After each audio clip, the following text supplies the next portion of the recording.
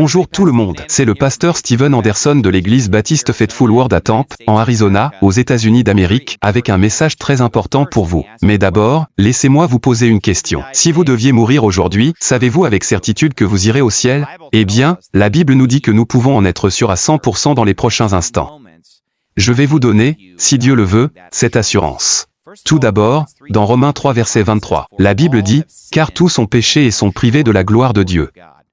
C'est que chaque personne a péché. C'est assez facile à comprendre. La Bible dit même que la pensée de la folie est un péché. Donc même le fait de penser à quelque chose de stupide est un péché. La Bible dit que celui qui sait faire le bien et ne le fait pas, c'est un péché pour lui. Donc même le fait de ne pas faire quelque chose de bien est un péché. Donc nous avons tous péché. Et à vrai dire, nous péchons probablement tous chaque jour, car aucun de nous n'est parfait. Comme il est écrit, il n'y a pas de juste, non, pas un seul. Eh bien, la Bible nous dit qu'il y a une punition pour notre péché. Dans Romains 6 verset 23, il est dit, « Car le salaire du péché, c'est la mort ». Mais ce n'est pas tout, quand nous allons à la fin de la Bible, dans le livre de l'Apocalypse, il est question de la seconde mort. Il est dit, « Et la mort et le séjour des morts furent jetés dans l'étang de feu ». C'est la seconde mort. Et quiconque ne fut pas trouvé écrit dans le livre de vie fut jeté dans l'étang de feu. Et bien sûr, l'étang de feu est ce que nous appelons communément l'enfer, un lieu où les gens sont punis pour leurs péchés pour l'éternité, un lieu de feu et de soufre, un lieu horrible de punition. Dans le chapitre 21 de l'Apocalypse, il y a une liste de ceux qui iront en enfer. Il est dit, mais les lâches, les incrédules, les abominables, les meurtriers, les impudiques, les enchanteurs, les idolâtres, et tous les menteurs, auront leur part dans l'étang ardent de feu et de soufre, ce qui est la seconde mort. Il mentionne donc des péchés assez graves, comme les meurtriers et les sorciers. Mais ensuite, il est dit que tous les menteurs auront leur part dans l'étang brûlant de feu et de soufre, ce qui est la seconde mort.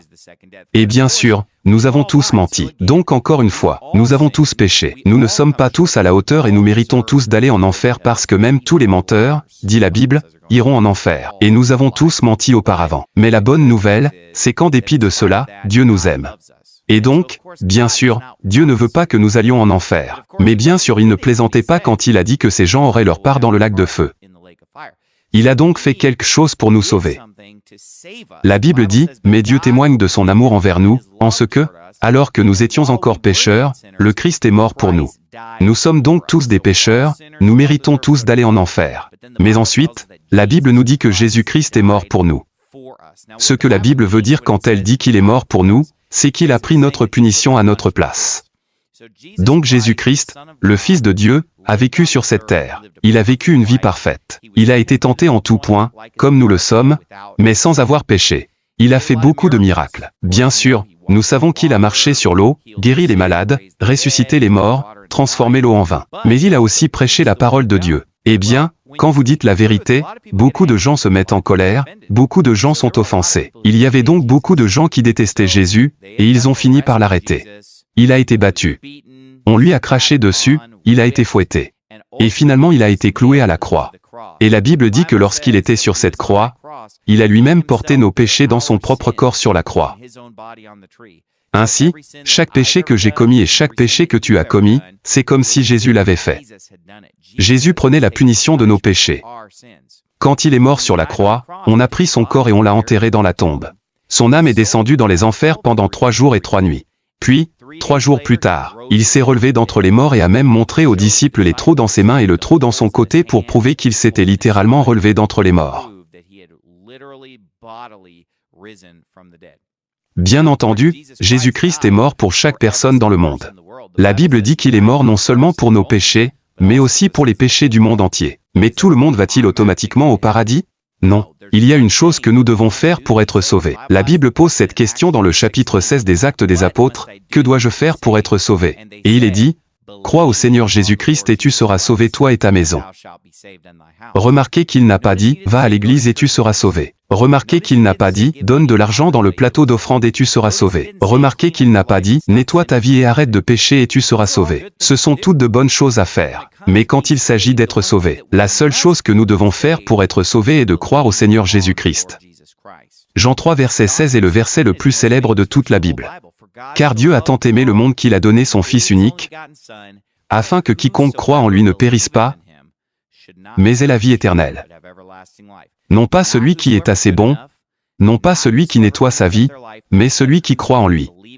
Car la Bible dit, c'est par la grâce que vous êtes sauvés, par le moyen de la foi. Et cela ne vient pas de vous, c'est le don de Dieu, pas des œuvres, afin que personne ne se vante. Donc nous ne sommes pas sauvés par les œuvres que nous faisons. Nous sommes simplement sauvés en croyant au Seigneur Jésus-Christ, en faisant confiance au Seigneur Jésus-Christ, qui est notre Sauveur, et non en faisant confiance en nos propres œuvres ou en nos propres actions. C'est pourquoi la Bible dit que le salut est un don. Elle dit, le salaire du péché, c'est la mort, mais le don de Dieu, c'est la vie éternelle en Jésus-Christ, notre Seigneur. Maintenant, un cadeau est quelque chose de gratuit. C'est quelque chose que vous n'avez pas à payer, pour lequel vous n'avez pas à travailler. Si vous deviez le payer ou travailler pour l'obtenir, ce ne serait pas un don. Un cadeau est payé par celui qui le fait, et il est donné par amour à celui qui le reçoit. Jésus-Christ a payé pour le don de notre salut lorsqu'il est mort sur la croix pour nous. Il a payé avec son propre sang. Tout ce que nous avons à faire est d'accepter ce cadeau gratuit. Et nous le recevons en croyant en Jésus, en mettant notre foi et notre confiance en Jésus. Maintenant, voici la partie la plus importante de ce message. Une fois que nous croyons en Jésus-Christ, il nous donne la vie éternelle. La Bible dit que le don de Dieu est la vie éternelle par Jésus-Christ le Seigneur. Eh bien, le mot éternel signifie pour toujours. Donc, si Dieu nous donne un cadeau qui dure pour toujours, combien de fois devons-nous l'obtenir? Une seule fois, car il dure éternellement. Jésus a dit, « Je leur donne la vie éternelle et ils ne périront jamais, et personne ne les arrachera de ma main. » Donc, une fois que nous croyons en Jésus-Christ, nous sommes sauvés pour toujours. Il n'y a rien que nous puissions faire pour perdre notre salut. Il a promis, « Je ne te quitterai jamais, je ne t'abandonnerai jamais. » Et rien ne peut nous séparer de l'amour de Dieu, qui est en Jésus-Christ notre Seigneur. Maintenant, disons que vous faites quelque chose de vraiment mauvais après avoir cru en Jésus-Christ, et soyons un peu fous et disons que vous fassiez quelque chose d'aussi extrême que de commettre un meurtre. D'accord? Il est évident que si tu commets un meurtre, cela va mettre Dieu en colère et il va te punir. Mais cette punition viendra dans cette vie. Ok, nous récolterons ce que nous avons semé dans cette vie en tant que chrétiens. La Bible dit, ceux que le Seigneur aime, il les châtie, et fouette tous les fils qu'il reçoit. C'est un peu comme si j'avais des enfants. En fait, j'ai 11 enfants. Et si mes enfants désobéissent à mes règles, je vais les discipliner, je vais les punir, mais je ne vais pas les jeter hors de la famille. Ok? Je ne vais pas leur dire, eh bien, c'est fini. Tu n'es plus mon fils parce que tu as enfreint mes règles. C'est la même chose avec Dieu. La Bible dit, mais à tous ceux qui l'ont reçu, il a donné le pouvoir de devenir fils de Dieu. À ceux qui croient en son nom. Donc, si vous croyez au nom de Jésus-Christ, vous êtes un fils de Dieu. Tu es un enfant de Dieu. Et tout comme j'ai des règles pour mes enfants, Dieu a des règles pour ses enfants. Si tu enfreins les règles de Dieu, il te disciplinera dans cette vie. Maintenant, si tu commets un énorme péché comme le meurtre, tu vas recevoir une énorme punition. Si tu commets un énorme péché comme l'adultère, tu auras une énorme punition. Si tu commets un petit péché, tu auras une petite punition. Mais tu seras puni pour tes péchés dans cette vie en tant qu'enfant de Dieu. Mais tu es toujours son fils. Il t'aime toujours. Il ne te quittera jamais et ne t'abandonnera jamais. Tout comme mes enfants seront toujours mes enfants. Un enfant de Dieu est toujours un enfant de Dieu. Une fois qu'on est sauvé, on l'est toujours car on a la vie éternelle. Écoutez, je n'ai jamais été assez bon pour être sauvé en premier lieu. Je ne pourrai jamais être assez mauvais pour qu'il m'enlève le salut parce que tout est par la grâce. Donc tu ne dois être sauvé qu'une seule fois. Maintenant, juste un bref rappel. Nous sommes tous des pécheurs. Nous méritons tous d'aller en enfer. Jésus-Christ nous aime. Il est mort sur la croix pour nous. Il a été enterré et il est ressuscité. Il a payé le prix de nos péchés. Et il offre le salut gratuitement à quiconque veut simplement recevoir ce cadeau gratuit en croyant en Jésus. Si vous pensez que vous irez au paradis parce que vous êtes une bonne personne, vous irez en enfer parce que vous ne faites pas confiance à Jésus, mais à vous-même.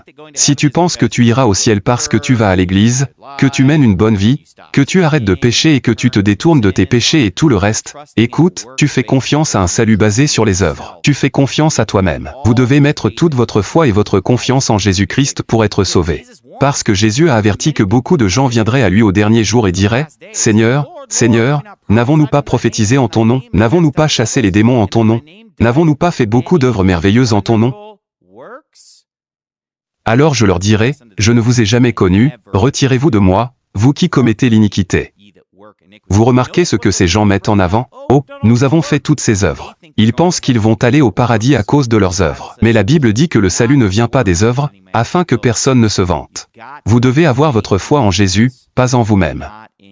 Donc, Si vous écoutez ce message maintenant et que vous croyez que le Seigneur Jésus-Christ est mort pour tous vos péchés et qu'il est ressuscité, et que vous croyez que le salut se trouve simplement dans la confiance en son œuvre achevée sur la croix, et que vous êtes prêt à mettre toute votre foi et votre confiance en lui, je vais vous guider dans une courte prière où vous pourriez prier Dieu et demander d'être sauvé.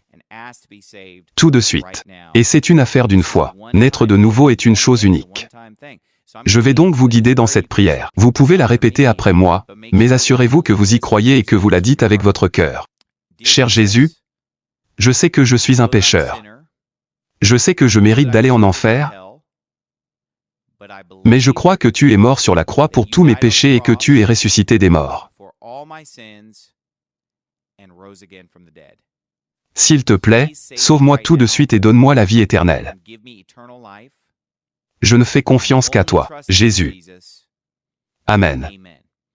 Maintenant, si vous avez fait cette prière et que vous y croyez, vous êtes donc sauvé. Et vous êtes sauvé pour toujours. Et ceci est la meilleure nouvelle que quelqu'un puisse vous annoncer. C'est pourquoi le mot évangile signifie bonne nouvelle. C'est une grande nouvelle. Et maintenant que vous êtes sauvé, vous avez deux choix. Vous pouvez continuer à vivre à la manière du monde, et vous serez quand même sauvé. Vous irez quand même au paradis, mais vous vous heurterez constamment à la discipline de Dieu, et vous ne serez pas béni par Dieu comme vous le pourriez. Ou bien vous pouvez commencer à fréquenter une bonne église baptiste, à lire votre Bible, à en apprendre davantage, à suivre les commandements de Dieu, à faire les choses que Dieu veut que vous fassiez. Et alors vous serez béni par Dieu. Et donc, merci d'avoir écouté ce message. Dieu vous bénisse et passez une merveilleuse journée.